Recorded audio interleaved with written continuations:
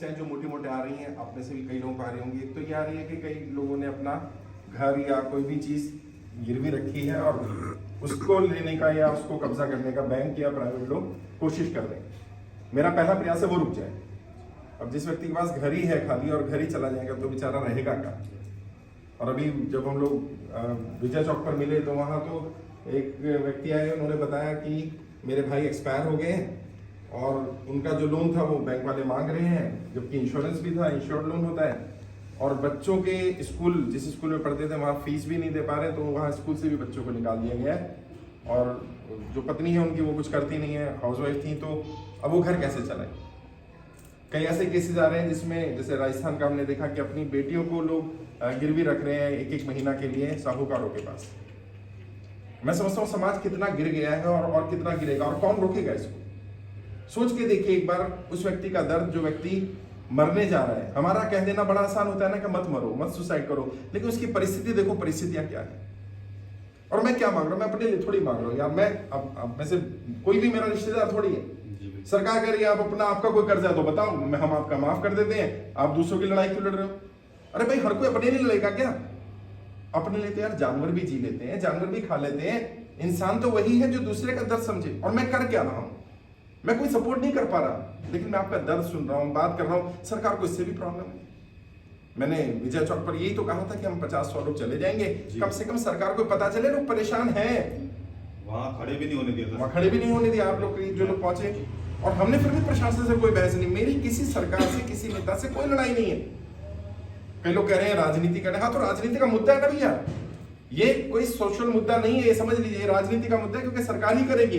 और अगर सरकार के लोग ये चाहते हैं कि राजनीति समाप्त हो मेरी, तो राजनीति समाप्त करने के लिए मैं सिखा भी देता हूं क्या करना है। मैं रणनीतिकार हूं राजनीति का। अगर किसी की राजनीति समाप्त करनी हो, उसका मुद्दा समाप्त कर दो। तो अगर सरकार को लग रहा है मैं राजनीति कर रहा हूं तो इनका लोन माफ कर दो, मेरी राजनीति समाप्त हो जाएगी। इससे ज्यादा तो मैं नहीं कर सकता। और मैं आपको ये बता देना चाहता हूं कि सरकार के लोग डरे हुए हैं। कई अधिकारी हैं जो मेरे मित्र भी हैं, नाम तो नहीं ले सकता क्योंकि वो भी बेचारे फंस जाएंगे, वो सपोर्ट कर रहे हैं। उन्होंने कहा कि सर जब आप वहां से चले गए, आप तो चले गए लेकिन आपकी बात नहीं गई। वहां पूरे वित्त मंत्रालय में नहीं, सारे मंत्रालयों में सिर्फ उन 5 फाइलों की ही चर्चा थी कि आज ये आ क्या गया, इतना सारा डाटा कैसे आ गया इनके पास, इतने सारे लोग कैसे आ गए, और उस डाटा की स्क्रूटनी करेंगे या नहीं करेंगे ये तो बात की बात है। वो डाटा देख करके उनको डर लग रहा है। अच्छा मैंने क्यों भेजा, मैं पागल हूं? मैं भी तो पेन ड्राइव में डाल के भेज देता।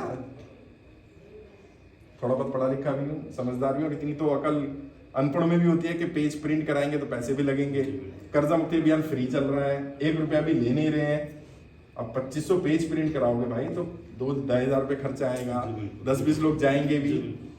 पेन ड्राइव में डाल के दे देते आराम से। लेकिन मैंने क्यों नहीं दिया पेन ड्राइव में डालकर? क्योंकि मैं नेताओं की नब्ज जानता हूं। मैंने इनके साथ करीब से काम किया, 2006 से मैं यही काम कर रहा हूं, नेताओं को जिताने का, रणनीति बनाने का, चुनाव लड़वाने का। तो मुझे पता है डरते किससे हैं। और मैं आपको बता रहा हूं, नेताओं की एक ही नब्ज है जो हमने पकड़ी हुई है, आप सबने, हमने मिल करके। क्या? ये डरते हैं जब कोई राजनीतिक मुद्दा है। सामाजिक मुद्दे से नहीं डरते। इतने लाखों किसान आके बैठ गए, उनसे डर नहीं लगा इन्हें। तो हम तो अभी 1 लाख ही है, वैसे 1 करोड़ हो जाएंगे तो इन्हें हमसे डर लगेगा। अभी भी हमसे इन्हें ज्यादा डर लग रहा है। क्यों? क्योंकि मैंने ये बोल दिया पॉलिटिकल मुद्दा है। वरना वो क्या करते हैं, वो मीडिया में बोलते हैं राजनीति कर रहा है, तो अब लोग क्या करें, अबे वो तो खुद ही बोल रहा है राजनीति कर रहा हूं, तुम मेरी राजनीति समाप्त करो। और कोई कांग्रेस करे, बीजेपी करे, मुझे मतलब नहीं है।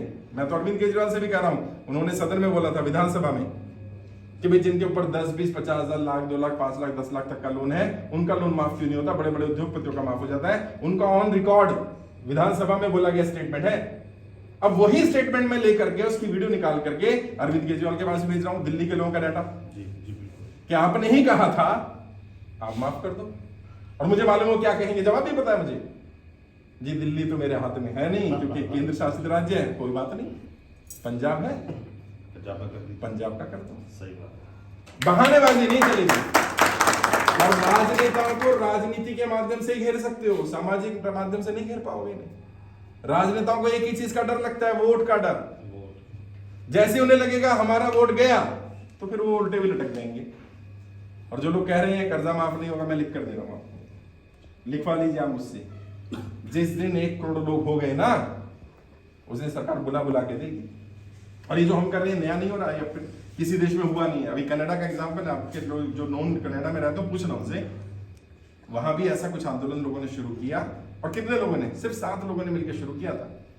करते करते करते करते उनके साथ लगभग 70-80 हजार लोग जुड़ गए। सरकार पर दबाव पड़ा, सरकार ने बुला लिया बात करने के लिए। जैसे अब हमें भी सरकार बुलाने वाली है जल्दी ही, क्योंकि जितना दबदबा तुम लोगों ने डाल दिया उस दिन, सरकार बुला लेगी बात करने के। आ जाओ जी, 4-5 लोग आ जाओ डेलीगेशन के, बात करेंगे। बात करने के लिए वहां भी बुलाया गया था। बुलाने के बाद क्या किया उन्होंने? कहा भी देखो हमारी कोई मांग नहीं है, हमारी मांग ये है कि आपके पास सारे रिकॉर्ड है। जीएसटी से पहले, नोटबंदी से पहले भारत सरकार का तो सारे रिकॉर्ड है ना। कनाडा की सरकार ने कहा भाई आपके पास, कनाडा के लोगों ने कहा आपके पास लॉकडाउन से पहले के रिकॉर्ड है, सबकी इनकम टैक्स कितनी आती थी, रिटर्न आती थी, व्यापारी कितनी रिटर्न आती थी, अगले साल कितनी आई, अंतर भी पता है। इस व्यापारी को बुला लो, भैया क्या दिक्कत है तेरे साथ। नौकरी वाले को बुला लो, भाई क्या दिक्कत है तेरे साथ। आपको समस्या खुद ही पता चल जाएगी, हमसे मत पूछो क्या समस्या है। मैंने भी डाटा क्यों भेजा, खुद ही बुला लो। मैं क्यों मीडिएटर बनूं भाई? मैं आपके बीच में आके खड़ा हो जाऊं, सरकार और आपके बीच में। कल को लोग क्या सोचेंगे, इसका क्या फायदा है, पता नहीं इससे पैसे ले लिए हूं, कह रहा है फ्री है, लेकिन ये सब पेड लोग इनको 1000-1000 रुपए देके बुला लिया हो कि बोल देना भैया हम फ्री वाले। लोग ऐसे ही करते हैं राजनीति, मुझे ही पता है ऐसे ही करते हैं। वो ये ना कहें इसलिए मैं बीच में से हट जाना चाहता हूं। जब सरकार बुलाए तो जो अच्छे लोग बात रख सकते हैं, 4-5 लोग चले जाना, जाके बात कर लो भैया। और क्या रखना, यही बात रखना कि सरकार के पास सारा डाटा है, व्यापारियों का भी डाटा है, नौकरी वालों का भी है, उनसे बात कर लो, एक एक को बुलाओ। कई लोग कह रहे हैं कई लोग शराब पी ली, जुआ खेल लिया, गलत काम किए, मैं इसे डिनाई नहीं कर रहा हूं। ऐसे भी लोग होंगे जिन्होंने पैसा खा लिया, साहूकारों से लिया, बैंक से लिया, खा गए, गबन कर गए, और आज वो हमारे साथ जुड़ करके रो रहे हैं, कर्जा मुक्ति का ड्रामा कर रहे हैं। उनका मत करो, पता कैसे चलेगा? मिल लो, बात कर लो, जो तुम्हें जेन्युइन लगे उसका कर देना, जो तुम्हें लगे फ्रॉड है उस पर पेनल्टी लगा देना, सजा देना, उसको जेल भेज देना। फिर कई लोग कह रहे हैं नहीं आपका अपना है, आपके लोगों का कर्जा है। भैया मेरे ऊपर वैसे तो कोई लोन है नहीं, ना मेरे लोगों के ऊपर है। फिर भी अगर कोई इनका हो, इनका मत करना, जनता कर दो। कम से कम ये तो मैसेज चला जाएगा कि भैया किसी का कर्जा माफ हुआ। तो कनाडा में जब लोगों ने कहा तो सरकार पर दबाव पड़ा, और सरकार ने क्या किया, एक कमेटी बनाई, और कमेटी ने सबको फोन करना शुरू किया, एक एक नागरिक को, भैया तुम्हारे ऊपर कोई इसके लॉकडाउन के बाद कोई दिक्कत आई थी क्या? सरकार हैरान, हर घर में दिक्कत है। कोई कह रहा मेरी कमाई आधी हो गई, कोई कह रहा खत्म हो गई, कोई कह रहा मैं किस्त नहीं भर पा रहा, कोई कह रहा मेरी नौकरी, जो भारत में हो रहा है। तो कोई बात नहीं, आपके ऊपर लोन अगर है तो $25,000 तक का लोन सरकार माफ करने जा रही है। अब अगर आज की रेट में 80 रुपए का डॉलर है, $25,000 का मतलब हो गया 20 लाख रुपए तक का लोन। हम भी तो ये मांग कर रहे हैं। यहाँ ईमानदारी से बताओ, अगर जितना भी लोन है आपका, मुझे नहीं पता 1 करोड़ है, 50 लाख है, 10 लाख है, 20 लाख तक का लोन सरकार माफ कर दे, और बाकी के लिए 2 साल का समय दे दे, सब तर जाओगे? बिल्कुल। कोई ऐसा तो नहीं फिर बेईमानी करेगा? नहीं। कोई ऐसा तो नहीं जो कहेगा नहीं जी अब मेरा बाकी माफ करो, कोई नहीं कहेगा। 90% तो सर ऐसे जिसके 10-20 ही है। मैं बता तो रहा हूँ, मैं जब वहां मिला विजय चौक पर, उसके बाद जंतर मंतर में मिला, उस दिन 50 लाख से बड़ा लोन का कोई व्यक्ति नहीं आया मेरे पास। जो फॉर्म भरेंगे उसमें हाईएस्ट 90 करोड़ वाले का लोन है, इससे ऊपर का लोन मेरे पास नहीं आया। मैं कह रहा हूं मत करना 90 करोड़ वाले का माफ भाई। वैसे वो बिल्डर है बेचारा, वो कह रहा है सर मेरी क्या गलती है, मैंने फ्लैट्स बना रखे हैं, मेरे पास जितना लोन है उससे ज्यादा की प्रॉपर्टी है मेरे पास, लेकिन बैंक उसको हजम करना चाहता है। वो कह रहा है चलो इसका 150 करोड़ रुपए ले लो। मैं कह रहा हूं भैया मुझे समय दे दो, मैं बेच के निकाल दूंगा। वो समय देने को तैयार नहीं। लोगों की समस्याएं हैं, जेन्युइन है, और मैं कहता हूं चलो 10% लोग फ्रॉड होंगे। मुझे राजनीतिक घटना याद आती है, इंदिरा गांधी जी ने पीडीएस सिस्टम शुरू किया, पब्लिक डिस्ट्रीब्यूशन सिस्टम, जो राशन जिसको हम बोलते हैं। पहले भी चलता था लेकिन पहले सिस्टमेटिक नहीं था, उन्होंने सिस्टमेटिक बनाया, इसको पीडीएस कर दिया। तो उनके सचिव थे, नाम मैं भूल रहा हूं, उनके सचिव ने उनको कहा कि मैडम इसमें गड़बड़ होगी, बेईमानी करेंगे लोग, जिनको राशन की आप जिम्मेदारी दोगे वो राशन ले लेंगे और बेच देंगे, गरीब तक नहीं पहुंचेगा राशन, लोग अनाप शनाप गड़बड़ करेंगे। उनका कोई बात नहीं, कितना % करेंगे? कहते हो सकता है 50% करें। कह रहे 50% गरीबों को मिल जाएगा? कह रहे 50 तो मिल जाएगा, कर दो काम। उन्होंने कहा 10% को ही मिलेगा ना, तो मेरा कम से कम ये तो हुआ, काम शुरू हुआ, और सिस्टम को और मजबूत बनाएंगे ताकि बेईमानी कम हो, चोरी कम हो, ताकि ज्यादा को मिलना शुरू हो। लोग कह रहे हैं कि यहाँ पे बेईमान आ गए, मैं कह रहा हूं सारे चलो 1 लाख जो डाटा दिया बेईमान है, मान लेते हैं, बुला लो, बात कर लो, तुम्हारे पास तो रिकॉर्ड होगा, तुम्हारे पास कोई कमी नहीं है और सरकार के पास ना सिस्टम की कमी ना संसाधन की कमी, और फिर भी सरकार कहती है मेरे पास संसाधन नहीं है, सिस्टम नहीं है। मैं 50 लोग देता हूं, इन 50 लोगों को बिठा लो अपने दफ्तर में, इनको ही कॉल करने को दो, यही बुला लेंगे और ये जो व्यक्ति है उससे सरकार के लोग मिल ले। सरकार 2 आदमी देते अपने पास जिन पर सरकार को भरोसा हो। भाई यहां सरकार के अगर 2 अधिकारी आए हुए हो और आज जैसे आपकी प्रॉब्लम आनंद गुप्ता जी सुनेंगे, सरकार के अधिकारी भी सुन ले, आप अपनी जर्नल जो भी होगा बताओगे ना, डॉक्यूमेंट्स बताओगे, ये बताओगे नहीं है भैया कल आज डॉक्यूमेंट ले लो, जिसका जेन्युइन लगे उसका कर दो, करना पड़ेगा। और जो लोग कह रहे हैं हमें कि आपने लोगों को जगा दिया, हाँ तो जगाया तो है। अभी तक क्या था, लोगों को लग रहा था मैं ही कर्जे में हूं, सरकार की योजनाएं बहुत अच्छी चल रही है, सब खुश हैं, सब खुशहाल है, मैं ही डूब गया। जब लोगों ने फेसबुक पर पोस्ट देखी, कमेंट पढ़े, तो लोगों को लगा तेरी जो मेरी समस्या सिर्फ मेरी नहीं है भैया, ये तो इसकी भी समस्या है, इसकी भी समस्या है। फिर लोगों ने क्या किया, आपस में बात करनी शुरू की। वहां भी जब जंतर मंतर में लोग मिले, आपस में बात कर रहे थे, तो एक साथी ने बताया कि सर मेरे ऊपर 2 लाख का कर्जा था और मैं सोच रहा था मैं कुछ कर लूं। यहाँ एक व्यक्ति से मिला, उसने कहा 20 लाख का कर्जा है। उसे देखकर तो मुझे लगा अरे भाई मैं क्यों मरने जा रहा हूँ, तो 20 लाख वाला भी है मेरे साथ, और उसकी भी वही परिस्थिति है। एक साथी है वहां पर, वो कहते हैं 1 करोड़ का टर्नओवर हुआ करता था मेरे ऊपर मात्र 20 लाख का कर्जा रह गया है, और मेरा आज वो फ्रूट्स का काम करते थे, फ्रूट्स वहां पर सड़ गए क्योंकि मैं समय पर कोल्ड स्टोरेज का पैसा नहीं दे पाया, और जिसका 1 करोड़ का टर्नओवर था आज वो रेडी लगा रहा है। बताइए क्या परिस्थितियां बन गई, 200-250 रुपए कमा रहा है पर डे। लेकिन उन्हें देख करके लोगों को हिम्मत आई कि देखो ये व्यक्ति टूटा नहीं है, टूटना नहीं है दोस्तों, टूटना नहीं है। ये समय संगठित होने का है, ये समय मजबूत बनने का है। सरकारों की उम्र में कुछ नहीं बोला ना, सरकारों की उम्र कितनी, 5 साल, ज्यादा 10 साल 15 साल। इंसान की उम्र 20 साल 30 साल 50 साल 80 साल 100 साल 125 साल तक भी जीते हैं भाई। तो 10-15 वर्ष अगर खराब आ भी रहे हैं तो वो एक फेज खराब है, जिंदगी खराब नहीं हुई है, वक्त खराब है, वक्त ठीक भी होगा। बस हाँ, संगठित होना जरूरी है, साथ रहना जरूरी है। अभी तक क्या था, और मैंने जितने भी, क्योंकि पढ़ाई की है मैंने, काफी बहुत सारे आंदोलन देखे। आंदोलन फेल क्यों होते हैं? आंदोलन फेल होते हैं हर कोई अपनी आवाज उठा रहा होता है। आप जाना, कर्मचारी अपनी आवाज उठा रहे हैं, हमारी सैलरी नहीं बढ़ रही, सेना वाले अपनी आवाज उठा रहे होंगे, हमारे लिए ये नहीं हो रहा, प्राइवेट वाले अपनी आवाज उठा रहे होंगे, हमें सरकारी करो, कॉन्ट्रैक्ट वाले करोगे हमें परमानेंट करो। हर कोई अपनी लड़ाई लड़ रहा है, कभी नहीं सुनी जाती। सुनी कब जाती है? जब आप अपने लिए ना मांग के दूसरे के लिए मांगो। और यहाँ देखो अभी 25-30 लोग बैठे हैं, हर कोई तय कर लो कि मुझे अपनी मदद करनी है, तो एक व्यक्ति ही मिलेगा अपनी मदद के लिए, तुम खुद। अच्छा तय कर लो मुझे अपने अलावा बाकी 25 की मदद करनी है, तो हर व्यक्ति की मदद के लिए 25 हाथ होंगे, 25 लोग होंगे। तय कर लो यार, और अपना दर्द अपना दुख बांटो। मैंने ये भी अपने 16 साल के करियर में सीखा, जब मैं लोगों का दर्द सुन लेता हूं तो आधी समस्या का समाधान तो वैसे ही हो जाता है। मैं सच बता रहा हूं, सरकार ने अगर सिर्फ सुन भी ली ना तुम्हारी बात, और सरकार ने सिर्फ इतना ढाढ़स बता दिया बेटा घबराना नहीं है, हम बैठे। अभी गुप्ता जी ने सुसाइड कर लिया, मैं नवादा का, बिहार का था वो, बिहार में मेरी टीम ने बताया, मैंने उस पर लाइव आकर के बोला, 6 लोग थे परिवार, 12-13 लाख का कर्जा था, इतना ही दे चुके थे, लेकिन कर्जा तो क्यों साहूकार का तो उतरता नहीं कभी, सुसाइड कर लिया। और इतने इंटेलिजेंट समझदार लोग कि उन्होंने अपने घर में सुसाइड नहीं किया, क्योंकि किराए के मकान में रहते थे, वो दूर जाके 2 किलोमीटर दूर जाकर के सुसाइड किया, क्यों? जिसके मकान में रहता उसका घर बंद हो जाएगा। मतलब तब भी मरते समय भी ये सोच रहे थे कि मेरे कारण किसी का नुकसान ना हो जाए। ऐसे व्यक्ति को मरना चाहिए था क्या? ऐसे पूरे परिवार को मर जाना चाहिए था? नहीं, उनको जीना चाहिए था, उनका हक था, लेकिन हमने जिंदगी छीन ली। ठीक है, हम किसी पार्टी के समर्थक, किसी नेता के समर्थक हो सकते हैं, किसी के विरोधी हो सकते हैं, लेकिन हम कम से कम हक की बात तो कहेंगे। और अगर हम अपने हक की बात या जनता के हक की बात नहीं कह सकते तो हम कुछ भी हो सकते हैं, हम इंसान नहीं हो सकते। इसलिए मैं कहता हूं, वोट डालो, अपनी पसंद की सरकार चुनो, लेकिन विपक्ष में आके खड़े हो जाओ। सरकारों को निरंकुश मत होने दो।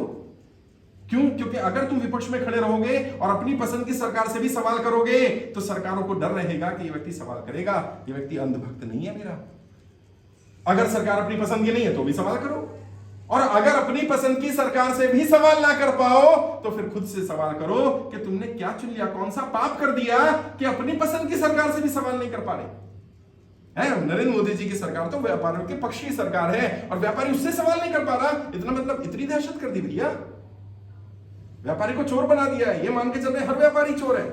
व्यापारी सुसाइड कर रहा है, वो देखते हैं अच्छा गुप्ता जी हैं, तो लोग कमेंट कर रहे थे अरे गुप्ता जी हैं चोरी करते होंगे। यार फलों की रेडी लगाता है बेचारा, हर व्यापारी चोर हो जाएगा तुम्हारे लिए।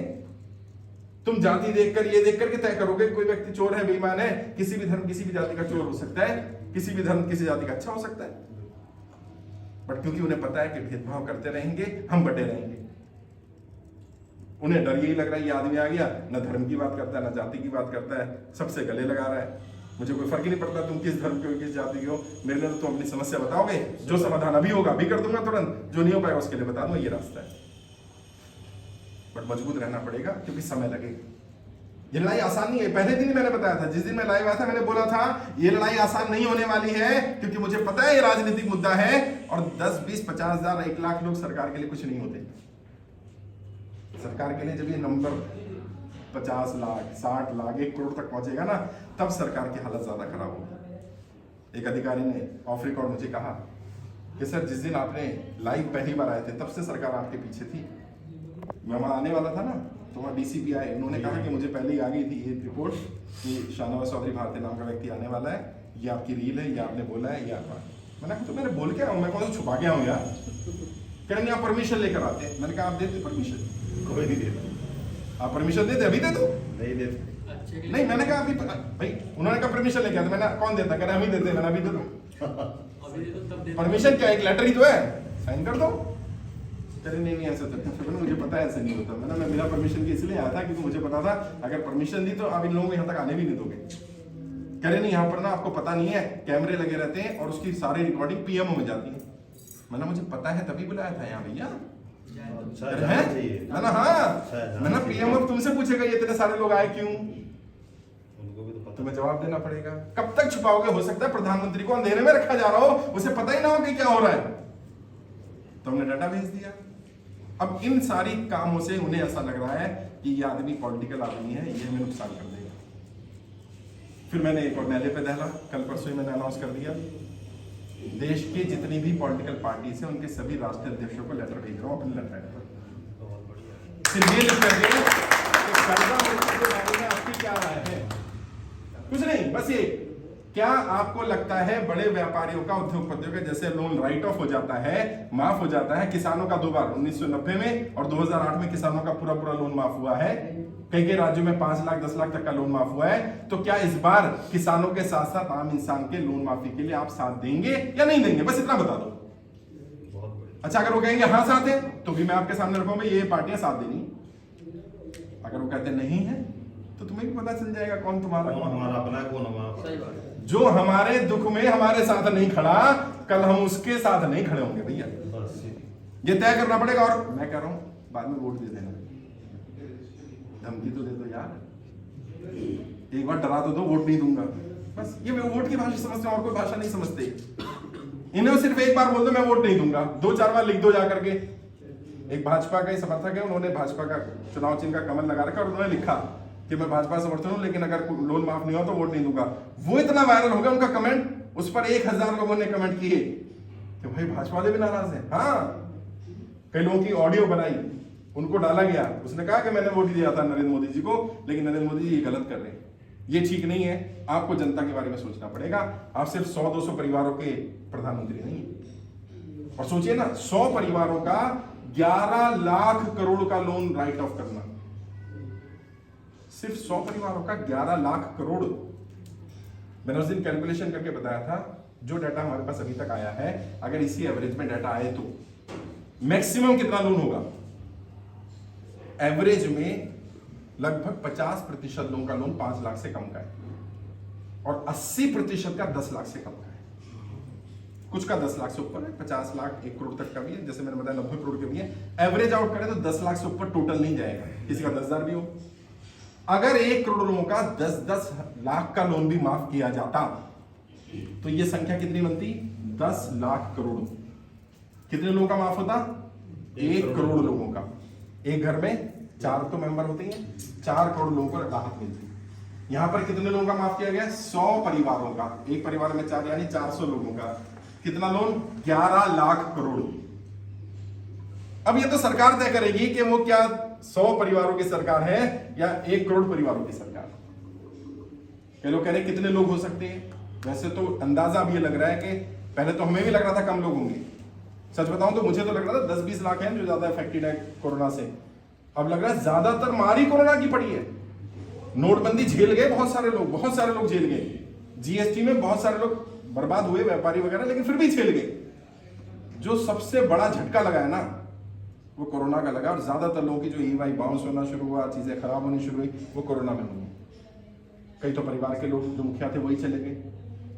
अब एक बच्ची का मेरे को पता चला, मैंने भी बात की उससे, रो रो के बुरा हाल है। उसके हस्बैंड ने भी उसको छोड़ दिया, पिताजी ने कर्जा लेकर के शादी की थी लड़की। अब भारत में तो ऐसा होता ही है, शहरों में तो फिर भी कम है, गाँव में तो मैं समझता हूँ हर कोई लड़की की शादी में कर्जा ले लेता है। 10-12 लाख रुपया कर्जा हो गया, पिताजी एक्सपायर। अब लोन भरे कौन? लड़की जैसे तैसे करके चुपचाप करती रही, हस्बैंड को पता चल गया, इन लॉज को पता चल गया कि पैसा वहां भेज रही है, उसके संबंध खराब हुए, उसको भी घर से निकाल दिया। अब लोन की पेनल्टी है उस लड़की पर, उसके पिता पर। पिता है नहीं, वो कह रही मेरे छोटे भाई हैं, मुझे उनका भी देखना है, मेरे भी हस्बैंड ने मुझे छोड़ दिया, मैं करूं क्या? सर बस इतना कर दो, मेरा लोन माफ करो। और कितना? 10-12 लाख रुपए का लोन है। बैंक से मैंने खुद बात की, मैंने कहा इंसानियत है आपके अंदर या नहीं है? बैंक मैनेजर कह रहा सर मैं क्या करूं, हमें भी ऊपर से दबाव है, हमें तो रिकवरी करके देनी पड़ेगी, नहीं तो हमारी नौकरी चली जाएगी। वो भी परेशान है। ऐसा नहीं है बैंकर तुम्हारे दुश्मन नहीं है, उनका दर्द सुनोगे तो उनका दर्द भी अलग है। यहाँ भी कहीं हो सकता है बैंकिंग से, एनबीएफसी से जुड़े हो, उनका दर्द विचारों का अलग है। वो कह रहे हैं हमें हमारे ऊपर भी दबाव बना रखा है सरकार ने, क्योंकि सरकार के पास पैसे नहीं है। और मैं जानता हूं सरकार के पास पैसे नहीं है, लेकिन ऐसा भी नहीं है कि सरकार 2 साल का समय ना दे पाए। इतनी भी बुरी स्थिति नहीं। जिनका 10, 20, 50 हजार, लाख, 2 लाख, 5 लाख तक का लोन है, 10 लाख तक का लोन है, उनका तो तुरंत माफ कर दो। और उसके ऊपर वालों को बोल दो भैया 2 साल तक तेरे को ना कोई ईएमआई नहीं देनी, कोई इंटरेस्ट नहीं देना, तो अपना धंधा कर ले। मुझे पूरा विश्वास है कि ज्यादातर लोग इसको स्वीकार कर लेंगे भाई। नहीं, 2 साल का समय और 10 लाख तक का लोन पूरी तरह माफ। और तीसरा जो एप्लीकेशंस का भी राजीव जी ने दिया, ये एप्लीकेशन तो बंद होनी चाहिए। वो क्या है, अनाप शनाप फोटो भेज रहे हैं।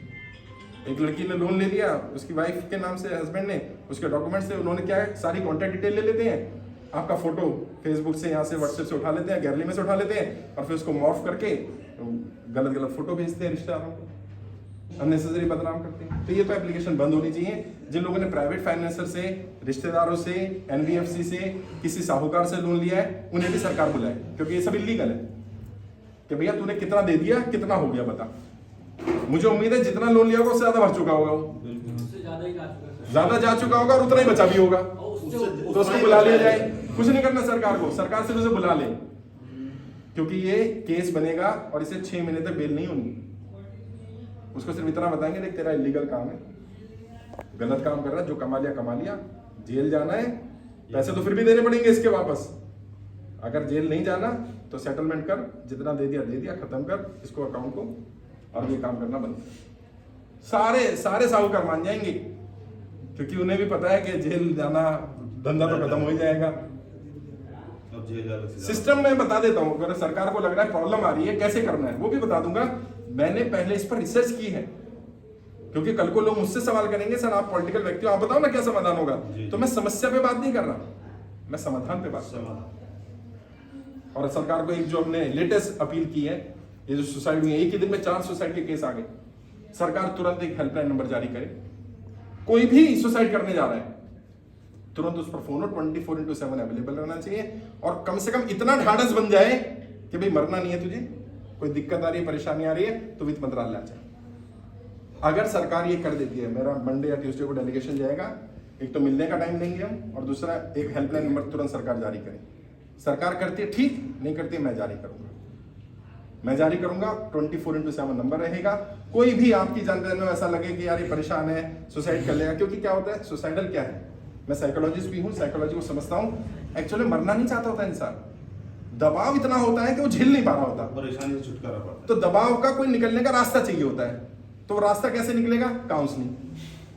उसकी काउंसलिंग कौन कर सकता है? बहुत सारे एक्सपर्ट हैं, उनको बिठा दो फोन पर, वो काउंसलिंग करेंगे, समझाएंगे बेटा ये रास्ता होगा, ये रास्ता, चल एक काम कर, कुछ नहीं कर रहा तो ट्रेनिंग ले ले, चल कोई बात नहीं, एक काम कर 3 दिन के लिए आ जा, तो क्या होगा, माहौल बदलेगा, सोच बदलेगी, बच जाएगा। और अगर एक इंसान का भी जीवन बचा लिया ना हमने, समझ लेना उस परमपिता परमात्मा, उस खुदा, उस भगवान, उस वाहिगुरु उस अल्लाह ने शायद कुछ दिया हमें, क्योंकि इससे जीवन बचा लेना, क्योंकि इंसान के हाथ में मौत और जिंदगी नहीं है। आपका कोई काम अगर किसी का जीवन बचा लेता है तो इससे बड़ा पुण्य काम कुछ नहीं हो सकता। और मुझे बहुत गर्व है अपनी टीम पर, अपने लोगों पर। 100 से ज्यादा लोग लगातार निरंतर काम कर रहे हैं, हजारों कॉल आ रही हैं, हजारों मैसेजेस आ रहे हैं, बात कर रहे हैं। कम से कम हम 500 से ज्यादा लोगों को सुसाइड से बचा चुके हैं। वो लोग कहते हैं सब मरूंगा तो नहीं है, और मरना नहीं है भाई, मरना क्यों है यार? वक्त खराब है, सिचुएशन खराब है, जिंदगी खराब नहीं है, गलती तुम्हारी नहीं है। अगर कोई व्यक्ति नोटबंदी के बाद, जीएसटी के बाद, लॉकडाउन लगने के बाद कर्जे की दलदल में फंस गया, इंस्टॉलमेंट नहीं पे कर पा रहा, इसमें उसका क्या दोष है? और कई लोग अभी भी कुतर्क कर रहे हैं, 10% लोन उतना ही लो जितना भर पाओ। अरे भाई उसने उतना ही लिया था, उसने इस उम्मीद से नहीं लिया था कि लॉकडाउन लगेगा, सरकार आधे रात को बोल देगी बंद हो जाएगा, रात को 8 बजे आके मोदी जी कह देंगे बंद कर दो ये सब, नोट बंद हो जाएंगे, कल से चलेंगे नहीं। उसने नहीं सोचा था। और सोचो जिसने लोन लिया हो 4-5 दिन पहले ही और फिर नोटबंदी हो जाए तो 50 दिन तो काम वैसे ही नहीं होगा उसका, है? जिसने लोन लिया हो 2 महीना पहले घर के लिए, जैसे तैसे करके उसकी नौकरी छूट जाए, कहां से भरेगा यार वो? चार्ज तो लगेंगे, वो घर लेने को तैयार हो रहे हैं। सबसे बड़ी बात है, जिनका सिक्योर लोन और अनसिक्योर्ड 2 तरह के लोन होते हैं। जिनका सिक्योर लोन है ना, उन्हें बड़ी दिक्कत आ रही है। अनसिक्योर्ड वालों को घबराने की जरूरत है भी नहीं, उनमें कुछ नहीं होगा। आपका क्रेडिट कार्ड का लोन है, पर्सनल लोन है, कोई प्राइवेट फाइनेंसर से कुछ ले लिया पैसा बिना चेक वेक दिए, उसमें दिक्कत नहीं आएगी, उसको तो झेल लेंगे। मेन ज्यादा बड़ी दिक्कत आ रही है जहाँ चेक दिए हुए ब्लैंक, जहां पर बैंक को से नोटिस आ गया है, जहां पर कुर्की होने वाली है प्रॉपर्टी की, जहां से कोर्ट से वो ऑर्डर ले आए। और कहना नहीं चाहिए जुडिशरी के बारे में, लेकिन पता नहीं जज जो लोग बैठे हैं वो भी ऐसा कैसे फैसला देते हैं कि छोटे छोटे बच्चे कह रहे घर से निकाल दो और इसका घर कब्जा ले लो। मतलब पता नहीं इंसानियत है कि नहीं है लोगों में यार। हमारा तो दिल पसीज जाता है। वो गुप्ता जी से मेरा कोई रिश्तेदार नहीं थोड़ी थी, नवादा के थे। सच बता रहा हूँ, खाना नहीं खा पाया यार मैं। मेरी वाइफ कह रही हो क्या गया आपको? मैंने सोचो 6 लोगों ने सुसाइड कर लिया, 17 साल की उम्र का बच्चा भी उसमें सुसाइड कर रहा है। उसकी बेटी ने, साक्षी ने लिखा उस पे फेसबुक पे कि मैं जीना चाहती हूँ लेकिन हमारे हालात ऐसे नहीं है कि मैं जी पाऊँ। कितना दुख हुआ होगा यार। सर सरकार कहती है कि इतने लोग तो लोग डेली मरते हैं, उससे हमें क्या नहीं, ऐसा नहीं है। सरकार ऐसा कहती है। प्रॉब्लम क्या है, अभी तक किसी ने सिस्टमेटिक इस पर काम नहीं किया था। प्रॉब्लम तो थी, सरकार को भी पता है। ऐसा नहीं सरकार के लोग मूर्ख हैं, वो लोग इंटेलिजेंस के लोग वहां भी थे। आपने देखा नहीं देखा, सिविल ड्रेस में वो लोग वहां भी थे और हम जंतर मंतर के वहां भी थे। वो लोग पूरी रिपोर्टिंग सब कर रहे थे, उन्हें सब पता है। प्रॉब्लम क्या है कि उनके पास ये तो पता है समस्या है, समाधान क्या ये भी मालूम है कैसे करना है। 2 तरह की सरकारें होती है, एक वो होती है जो जनता के समर्थन की हो और एक होती है जो पूंजीपति के समर्थन की हो। गलती से जो सरकार बैठी है उसने वादा किया है पूंजीपतियों को कि तुम्हारा लोन माफ होगा, गरीबों का नहीं होगा। गरीबों का ये है समस्या। वो नीति या नियत बदलनी पड़ेगी, बदलेगी तभी जब उन पे दबाव पड़ेगा। और जैसे मैंने कहा 1-2 लाख लोगों से दबाव नहीं पड़ेगा। हर कोई तय कर लो 100 फॉर्म भरवाने। जय गुप्ता जी ने तय किया कि मैं अपने यहाँ पर इस दिल्ली में हर वार्ड में जाऊंगा और कम से कम 100 फॉर्म भरवाऊंगा। 10,000 फॉर्म भरवा रहे हूँ। जैसे आपको बोला है, आप भी अपने बैनर लगाओ। कोई रजिस्ट्रेशन नहीं है। कोई लोग कह रहे हैं इसका रजिस्ट्रेशन नहीं भैया, मैं चला रहा हूँ ना, मेरा फोटो लगी है। कोई पुलिस वाला है कुछ है, बोल देना भैया इनसे लोन ले लो, इन्होंने दिया है। वो QR कोड इसीलिए लगाया उस पर, स्कैन करेगा मेरी वीडियो चल जाएगी। और आपका भाई, आपका बेटा, आपका दोस्त कुछ है कि नहीं है, लेकिन इतना कमजोर नहीं है कि वो पुलिस वाला आकर के बदतमीजी कर जाए, मिसबिहेव कर जाए। तो उसको पता नहीं है कि अगर इसको तंग किया तो ये दिक्कत हो जाएगी। क्योंकि मेरे सभी पार्टियों में संबंध है। मैं बीजेपी के लिए भी काम कर चुका हूँ, कांग्रेस के लिए, आम आदमी पार्टी के लिए, BSP, समाजवादी, सब जानते हैं मुझे।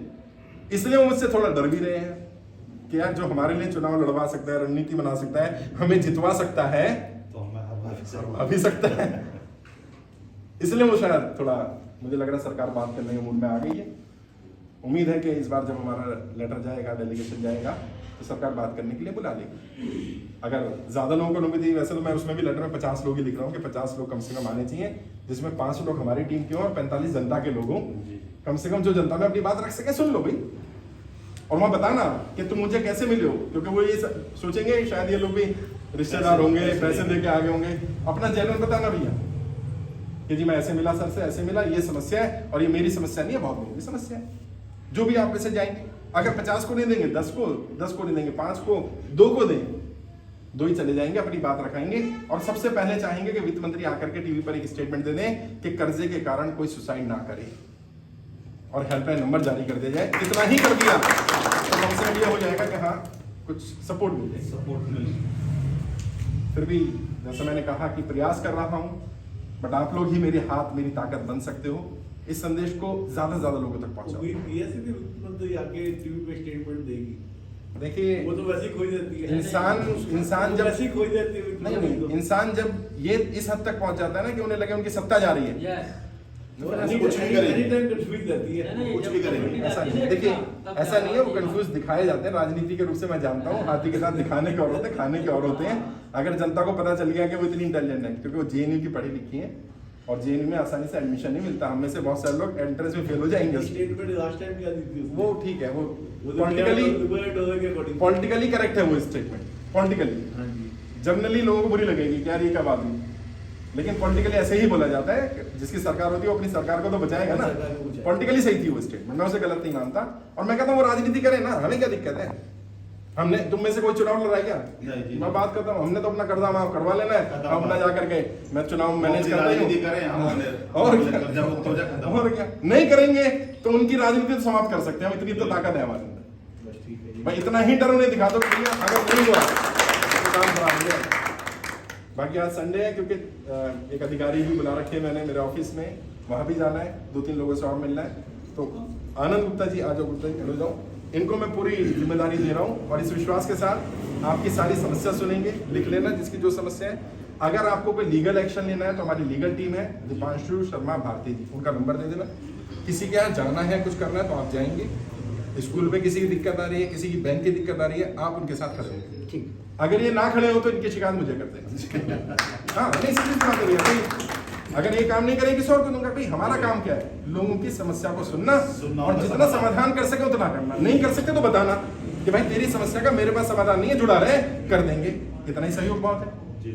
कभी इनके मोहल्ले पड़ोस में चले जाया करना, कभी मिल लेना, पूछ लेना भैया क्या चल रहा है। जिनकी सॉल्व हो जाए उनकी भी, जिनकी ना हो उनकी तो जरूर जाना।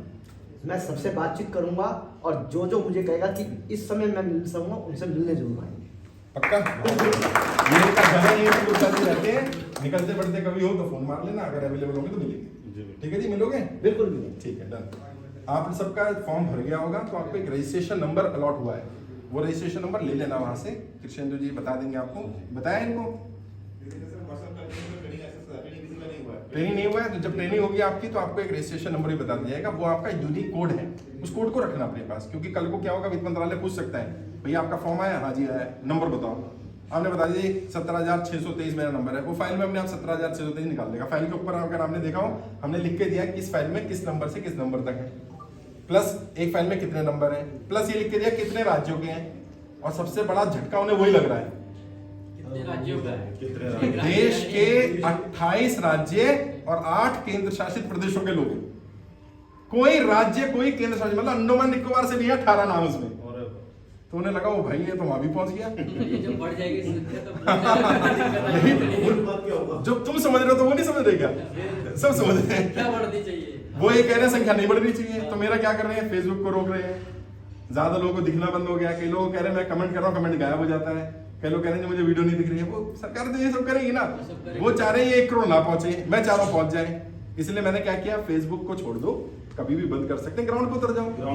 भाई तुम्हारे घर आने से मुझे या मेरे घर आने से तुम्हें थोड़ी ना रोक लेगी। सर यहाँ तो खड़े होगे जमीन पे जब खड़े होंगे और जमीन पे खड़े होंगे भाई, हम जमीन के लोग हैं। देखो मैं एक गरीब परिवार से रहा हूँ, यूपी के एक छोटे से गांव में मेरा जन्म हुआ। मेरे डैड डीटीसी में गवर्नमेंट जॉब में छोटी सी नौकरी करते थे, वो रिटायर हो गए हैं। उन्होंने बस अच्छी शिक्षा दे दी, दिल्ली यूनिवर्सिटी रामदास कॉलेज से मैंने पढ़ाई की। उस शिक्षा का यूज समाज के लिए हो जाए तो इससे बढ़िया बात कुछ होनी। बहुत बढ़िया, बस यही तो जाता तो मैं विदा लूंगा आप लोगों से, क्योंकि मुझे जाना है। बाकी टीम यहाँ जो लोग दिल्ली के हैं वहीं रुक जाए, आप लोग यहीं रुक जाओ। बाकी गुप्ता जी आप मेरे साथ चलना, बाकी लोग व्यवस्था करो। ठीक है जी, धन्यवाद। जय हिंद, जय भारत।